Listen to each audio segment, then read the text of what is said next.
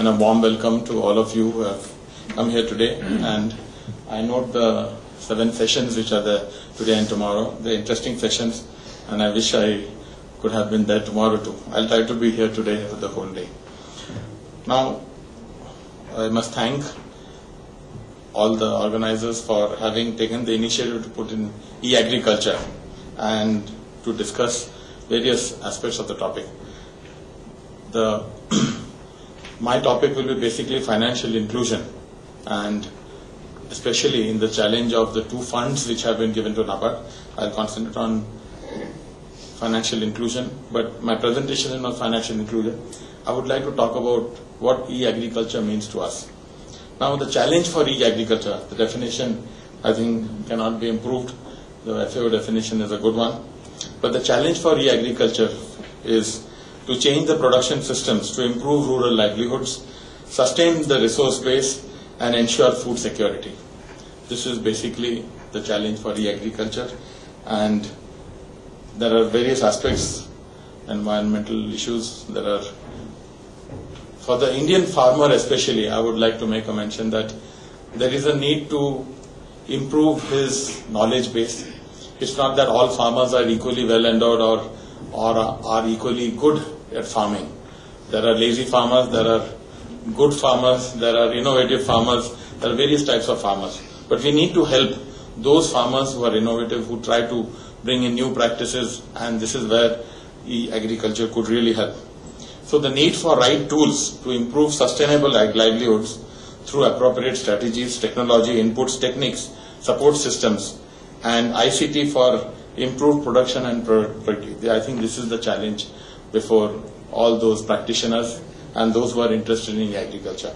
There's a need to educate the farmer, especially when the extension systems, the earlier lab to land programs, all these are have lost steam, I should say, and there's a need to provide impetus on these. Now, the various experiments which have been tried in India and which are doing well, I must make a mention of eSagu, which is home-based, that is Hyderabad-based technology. Dr. Krishna Reddy's eSagu is a very good experiment. Then there is the eChopal from ITC Secunderabad, another very good experiment, and has done extremely well. And emerging eKutir, that is from Orissa. They are trying to help the farmers over there, especially there the need of productivity increase over there. And this is a Intel Grameen Bank of Bangladesh and ILFS initiative which is being done. Now, what do farmers really need?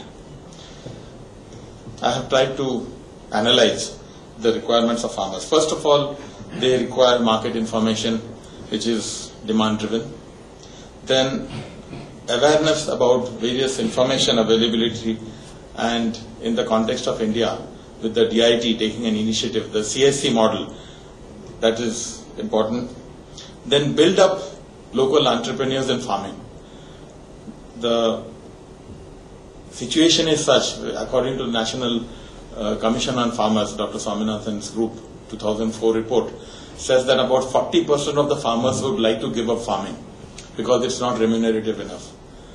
Now, there is a need for other livelihoods. That means just farming may not be very viable. You need to have something else along with farming. Allied activities, non-farm activities, then rural services sector which is burgeoning. All these need to be emphasized. Then to ensure inputs locally for partnerships.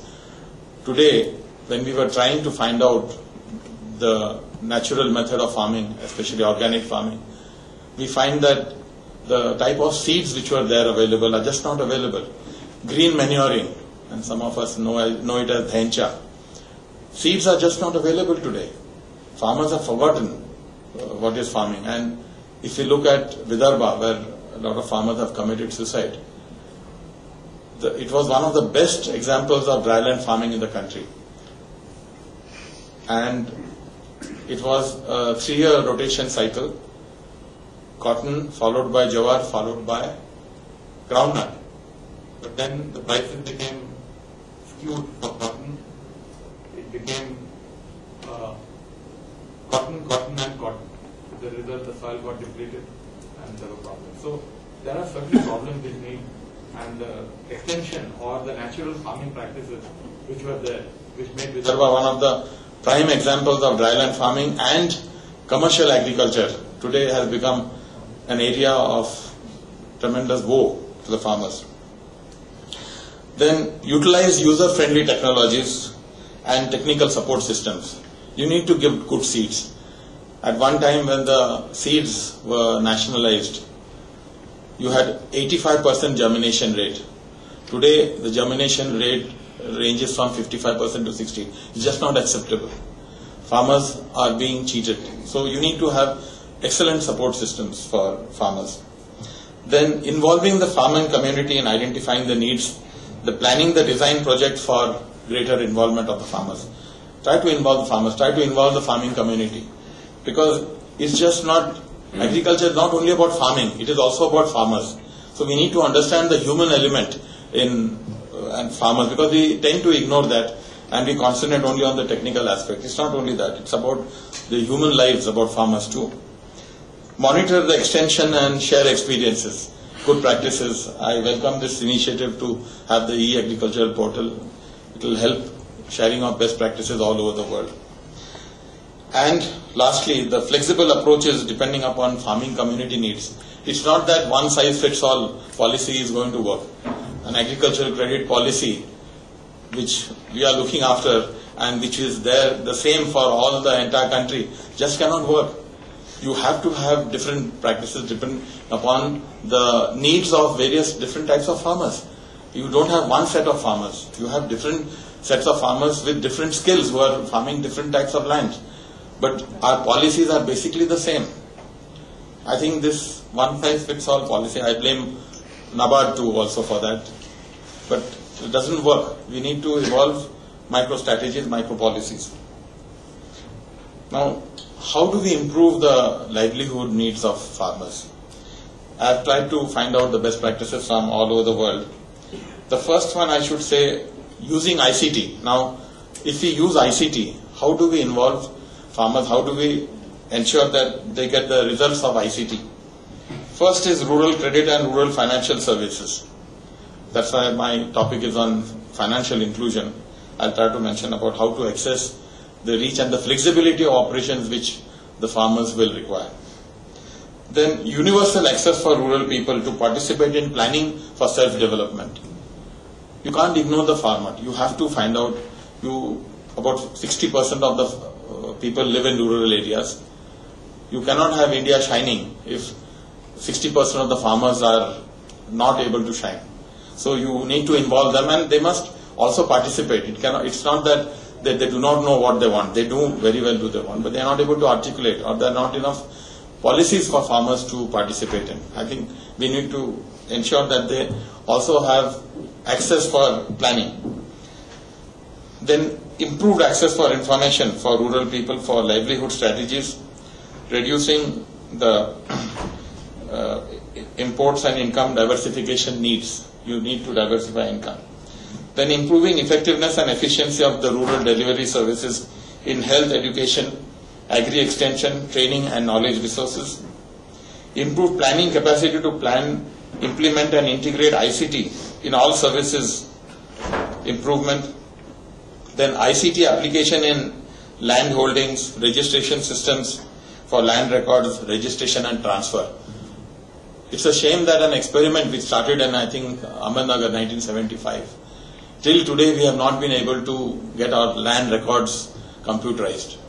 I think certain states, Karnataka has had some success, but even there are certain operational problems. It's just a system which has not been implemented. Chhattisgarh is also trying, but these need to be there on a basis, on a nationwide basis. You got to have all people, and they should be available. All the land records, Satbara extract should be available easily. Then more access to rural people to take decisions that affect them. Of course, this is a wish list. Now, I have said that the main objective of my study is basically financial inclusion. How do we include the farmer? We find that about, this is as per the two studies that were done, NCAER and World Bank, they had done a study in 2003. Even the Dr. Rangarajan statistics for the financial inclusion, they are 2003 vintage, and there must have been progress. But even then you find about 51% of the rural people, or basically the farmers, do not have access to financial services. Now, what are financial services? I would like to make a mention. It's very small savings. It's not only a no-frills bank account that helps, but the no-frills bank account experiment has not really helped, because the average amount kept in these no-frills bank accounts is only about ₹11. It remains over there. There is no addition. It doesn't help the bank, doesn't help the account holder. Affordable credit. This is something which farmers look forward to. In the National Commission for Farmers, they have said it should be 4%. Credit should be available to farmers at 4%. It's just not possible with the type of cost for raising funds, but the requirement is there that affordable credit should be available. Then safe remittances and funds transfers is very much necessary.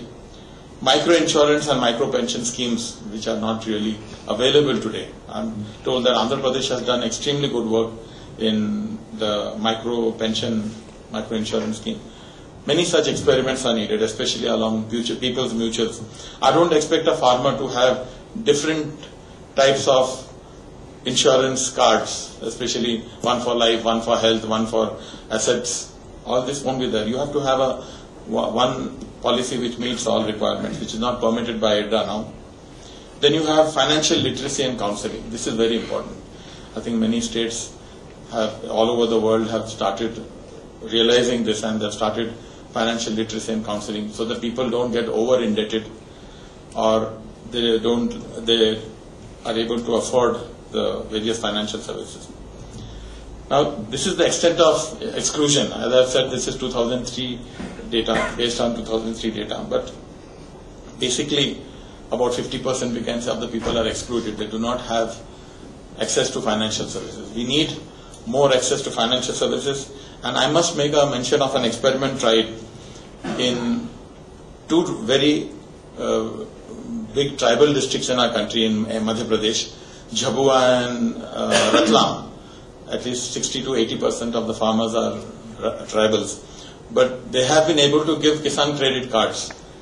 The farmers have been given Kisan credit cards, and 100% financial inclusion was done for all farmers. All farmers, eligible farmers, were able to get Kisan credit card. I think this could be tried. We can try and ensure that all farmers get Kisan credit cards. Now, various initiatives have been taken to ensure, I said, the no-frills account, but it became a lot of gimmickry to declare many districts as financially 100% included. That means every person, adult person, has a credit card. That's not, or access to a bank account. That's not really true. Just having a bank account doesn't help. It has to be a relationship with the banker. That should be what is wanted. The relationship with the banker is not just available, and you have the cooperative systems which are not very strong at the moment. So we are trying to strengthen the cooperative systems, because these are really farmer-friendly institutions, and we need to strengthen even the regional rural banks, RRBs. Now, 100 districts have been identified as totally financially included, but the Reserve Bank studies which have been taken up thereafter have shown that these claims are far from the truth, and there is a lot of work still to be done for financial inclusion. Then this is the model which we are trying to build up very heavily on, and putting in a lot of ICT resources, the BCBF model, Banking Correspondent Banking Facilitator model. How do you go beyond the branch? Opening a branch, you have today a large number of branches of cooperative banks, you have regional rural banks, you have commercial banks. They are also entering rural India, but it's not enough. The average population per branch is somewhere around 19,000. At one time we had brought it down to about 13,000, but it's no longer feasible just to open branches. It's costly for a bank to maintain staff and to ensure that they all get loans and all. So we need to encourage this BCBF model.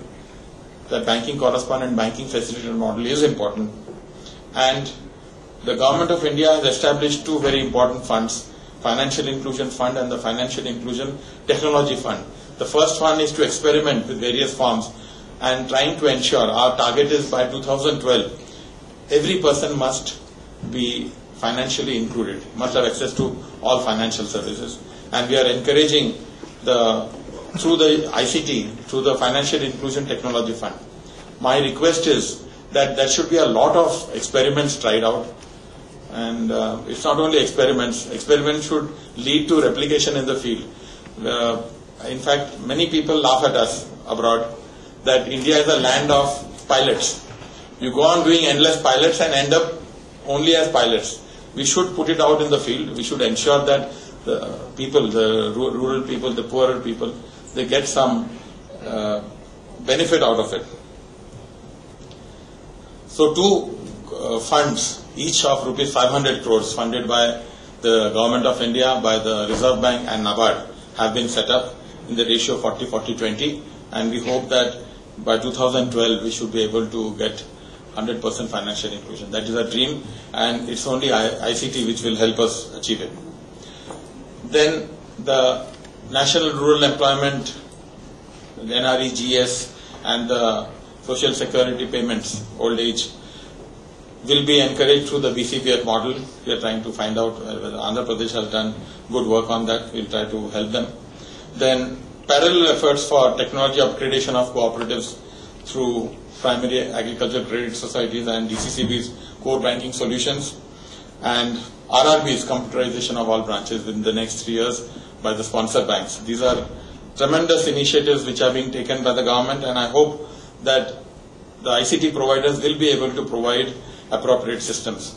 Now, having a core banking solution does not mean the type of core banking solution. There are 4 basic platforms in India today which are operational. It does not mean that the core banking systems or solutions which have been given for the commercial banks will be useful for rural India. Rural India requires a more hybrid model. You don't require an online system.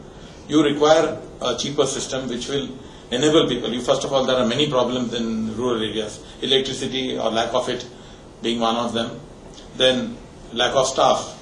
RRBs have very little staff. They need to put them time in the field. So just having people at the branch or having online systems with a parallel runs for disaster management is just going to be too costly. It's not worth it.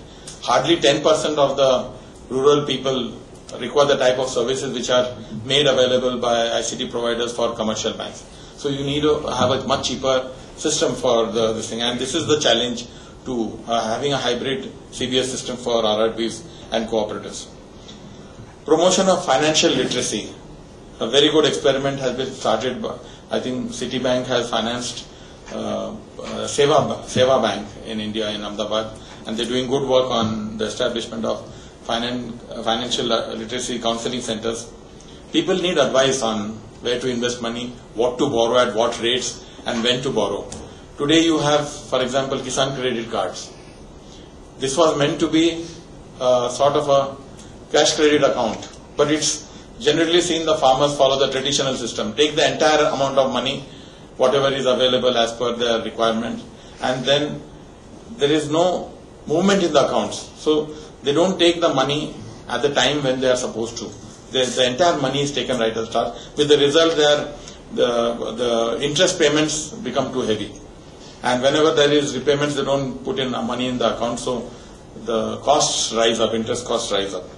There is a need to educate the farmers also about these Kisan credit cards, which banks rarely do. Then various guidelines for projects have been issued by NABARD for agricultural projects financing. I'll come to that a little later. And Reserve Bank has set up the committee for mobile fund transfers. Now mobiles are being used for fund transfers. You have a lot of Hawala transactions going on today. Funds are being transferred from different places in the country, especially you have migrant population. For example, from Orissa, large number of people have migrated to Surat or Ahmedabad, working over there, or Alang You have large number of people from Uttar Pradesh. You have all over the country a large mobile population. They would like to send money home, and they would like to not use the money order system, which takes a long time, 7 to 10 days. So mobile funds transfers is a reality in India, but it is not permitted yet because of interoperability and security reasons. So this committee would be very useful, and we would like them to come out with a report. I think the report is ready. Now, these are various projects on which NABARD has already put on our website, and on all these, if anyone requires information on this, it is available, and we can also ensure that we can prepare projects. If a farmer requires a specific project to be made, NABARD has a capability, technical capability to do it, and we are prepared to help all bankers prepare various types of projects for banks. This is the website, NABARD website, which has access, and it is. We hope that there will be a large number of hits, and people can have access to information, because that is what makes us a knowledge society. Now, this is, for example, a model project on drip irrigation.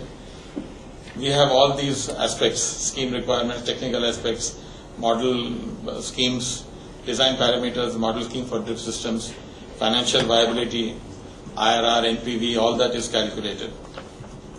Now, certain experiences I would like to share. The first complete e-village in the country is at Mizoram, and this is a NABARD and ICR collaboration. Now, ICT is being used for predicting how much will be the minimal rainfall, rapid soil health tests, and for detecting and arresting citrus crop decline. This was one interesting experiment which has been done well. We want to replicate it elsewhere. Then in Gujarat, the soil health card has been utilized.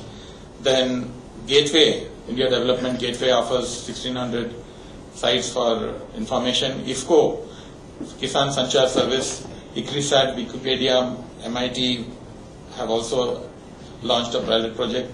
These are the government initiatives. Large number of various sites have been used for giving information. I think we will need a search engine for agriculture shortly. Okay. Now what exactly is I mentioned that RBI had conducted a study that financial services required are not only a mere bank account.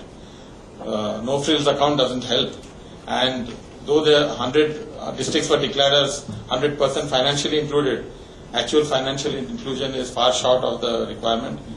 There is need for more awareness, and there is a need to leverage on technology through the BCBF solutions.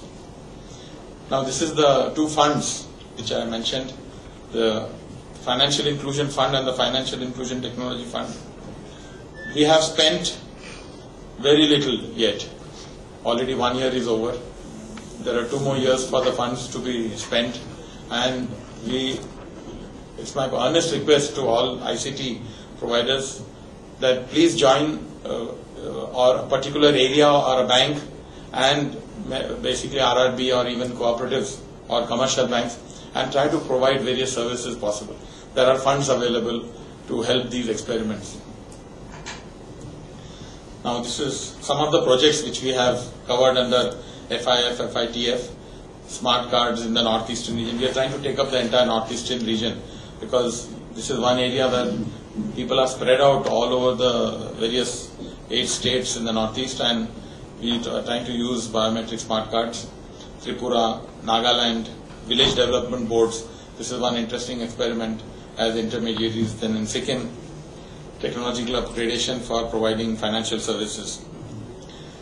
West Bengal for training of trainers, financial literacy using Seva Bank.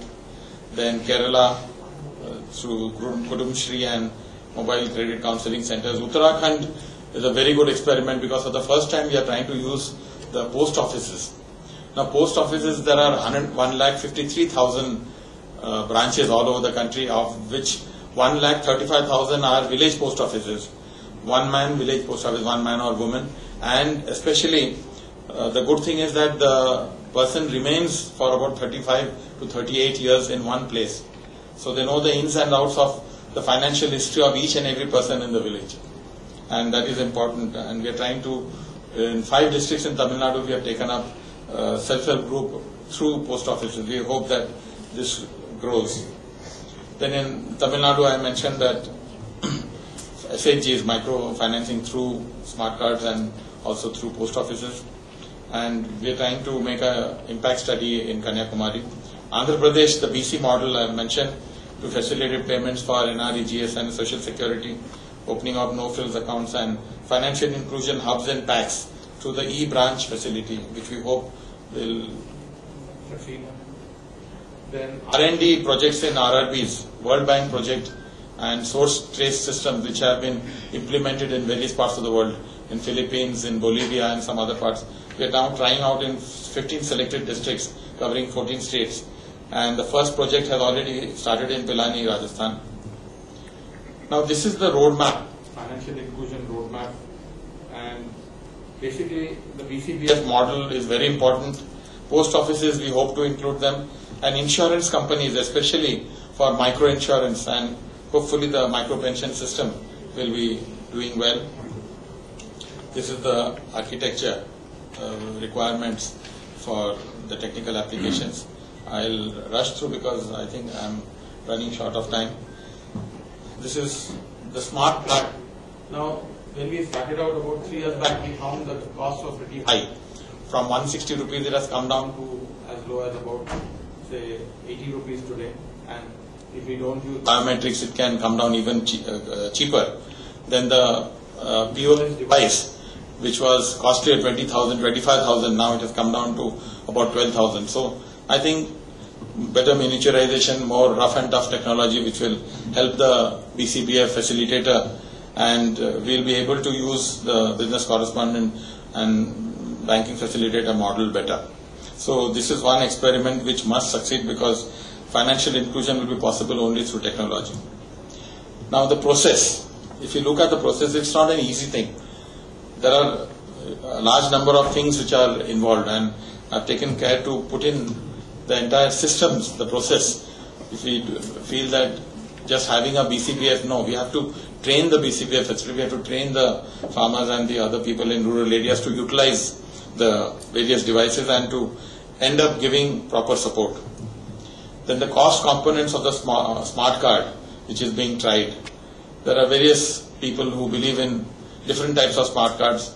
Some want to use voice, some want to use biometrics.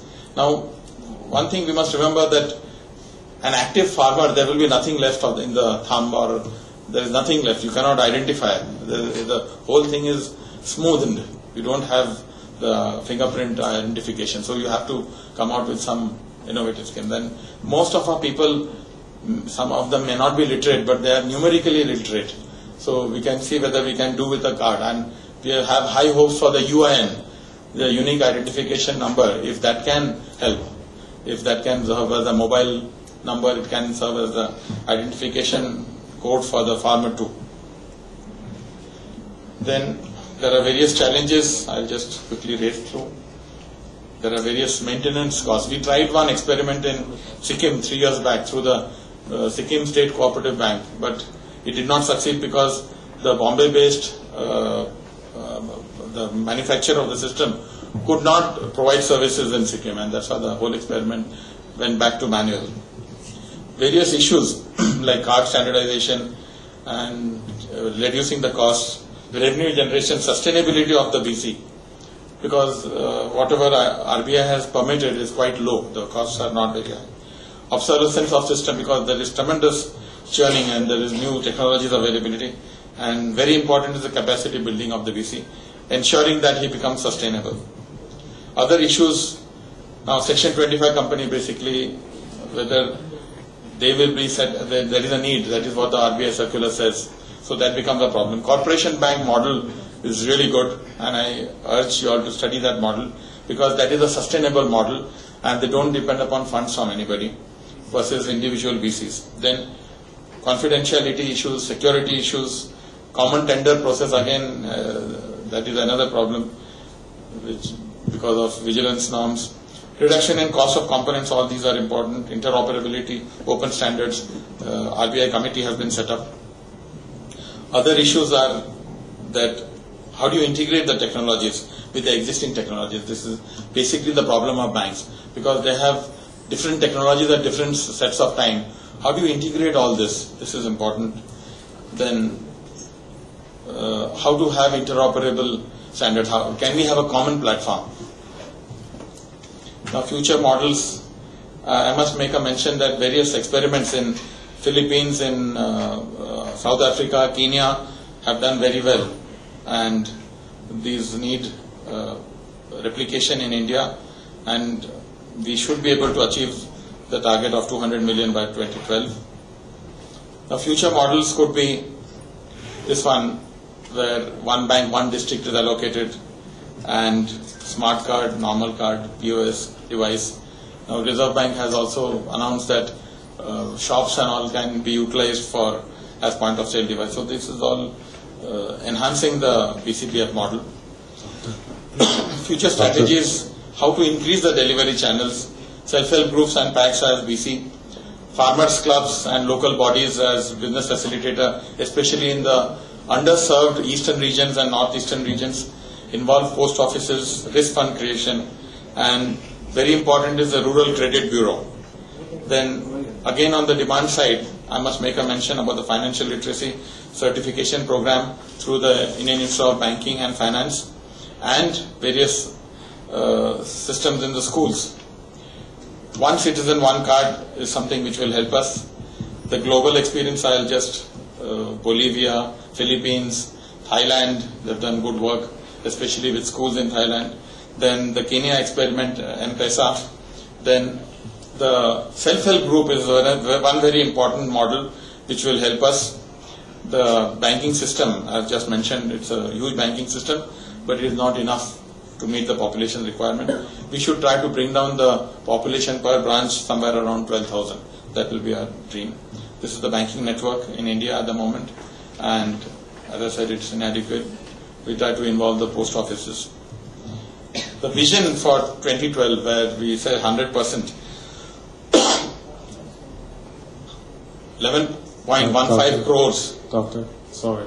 This is the last one. Okay. This is the last one. Then last mile clients should be using Wi-Fi. We should be able to, or mobile or any system, we should be able to get financial services at the doorstep of the farmer. Kisan credit card, general credit card, or the Swarajgar credit card for all farmers, artisans, landless laborers, and cashless transaction. This is the dream which we are hoping to have. Then every person to open a savings account, no frills account, business correspondence. Thank you very much. I'm sorry I've taken too much time.